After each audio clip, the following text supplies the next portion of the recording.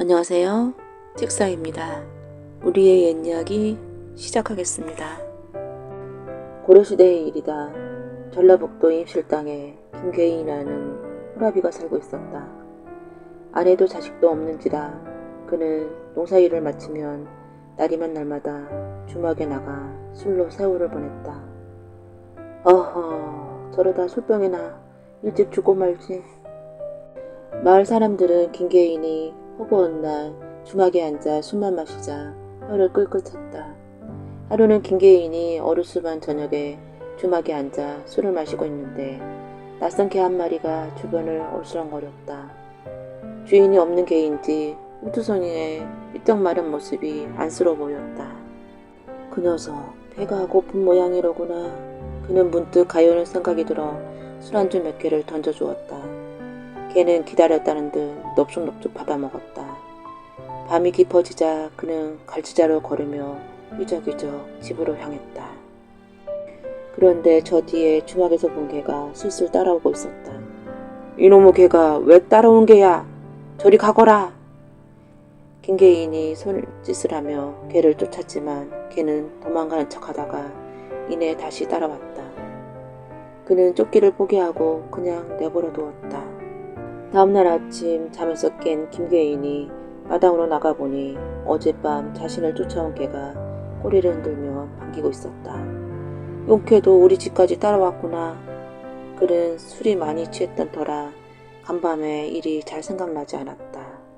어쨌든 이것도 인연이라고 생각하여 그는 그날부터 개의 주인이 되어 함께 살았다.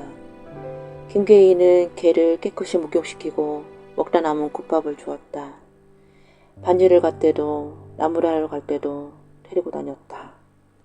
개도 주인을 잘 따라 한시도 떨어져 있으려 하지 않았다.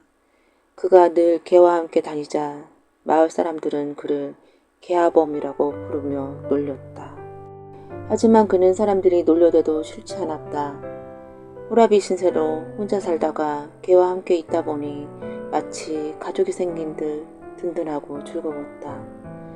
멀리 나들이 가다가 돌아오면 꼬리치며 반겨주니 성질을 못된 아내보다 낳으면 낳았지 못할 게 없었다. 어느 날 김계인은 건넌 마을 잔칫집에 갔다가 잔뜩 취하여 집으로 돌아오고 있었다.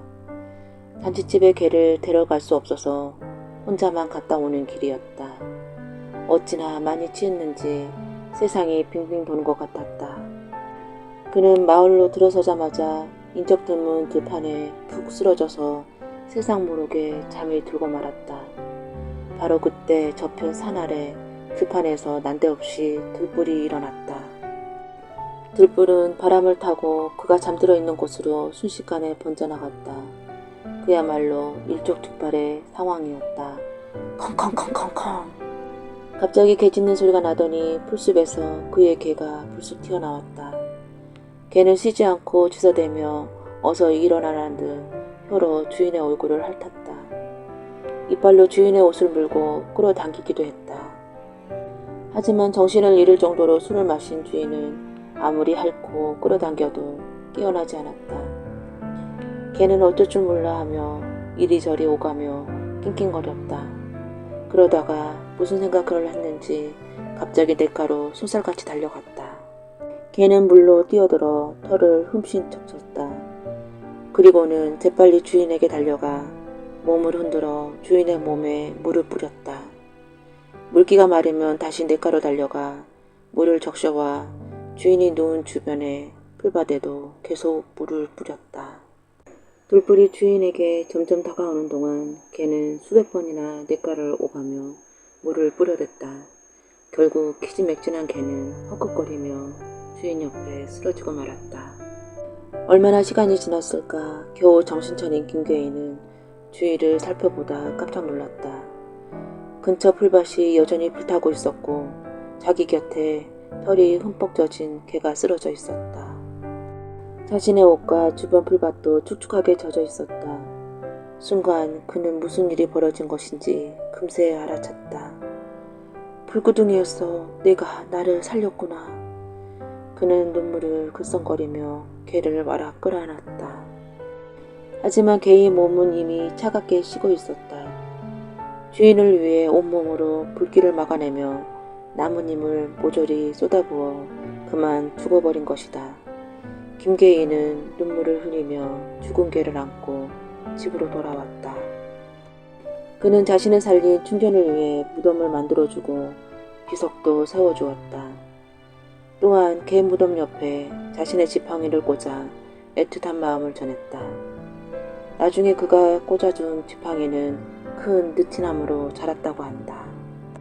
이러한 일이 있는 뒤로 그 고장은 개 오자 나무 숫자를 써서 오술이라 불렀다. 그리고 주인을 위한 충견도 오수의 개라 부르게 되었다. 지금도 전북 임실군 오수면 오수리에 가면 오수의 나무와 의견비를 볼 수 있다. 또 오수면에서는 해마다 의롭게 죽은 충견의 넋을 기리기 위해 오수의 견제가 열리고 있다.